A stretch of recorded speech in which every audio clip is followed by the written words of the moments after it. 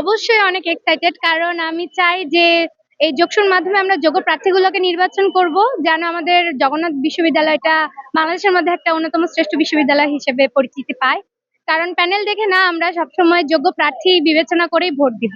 অসুবিধা বলতে এখানে বিভিন্ন দল আছে, বিভিন্ন মত আছে, দেখা যাবে কোনো না কোনো দল তো জিতবে, বাকি দলগুলোকে হারতে হবে। তো এটা নিয়ে আমার মনে হয় না খুব একটা বিশৃঙ্খলার সৃষ্টি হবে। আমরা সবাই উচ্ছ্বাসিত, সবাই আনন্দিত।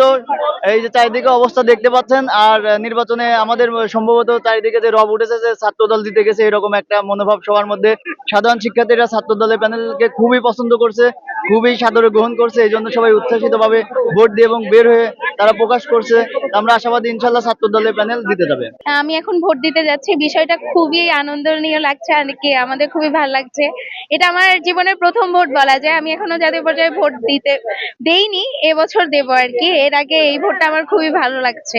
অনেক ভালো লাগছে, আমাদের প্রথম জকসু, অনেক বেশি আবেগপ্রবণ একটা মুহূর্ত এখন চলতেছে। আর আমি আমার পছন্দের প্রার্থী বিবি প্রার্থী A11 রাকিব ভাই, তার জন্য অনেক শুভকামনা, ধন্যবাদ। তিনি আমি এই কিছুক্ষণের মধ্যেই যাব ভোট দিতে। শিক্ষার্থীদের যে অসুবিধা, যে অধিকারগুলো আছে সেগুলো নিয়ে কথা বলবে। আমি বিশ্বাস করি আমাদের রাকিব ভাই সবসময় শিক্ষার্থী বান্ধব ছিলেন, সবসময় আমাদের অধিকার নিয়ে সবসময় তিনি সোচ্চার ছিলেন, সবসময় চেষ্টা করেছেন আমরা যাতে ভালো থাকি, শিক্ষার্থীরা যাতে, জগন্নাথের শিক্ষার্থীরা যাতে পর্যাপ্ত পরিমাণে সুযোগ সুবিধা পায়, ভালো থাকে। এবং আমি আশা করি সে ভবিষ্যতেও শিক্ষার্থীদের জন্য চিন্তা করবে, কাজ করবে।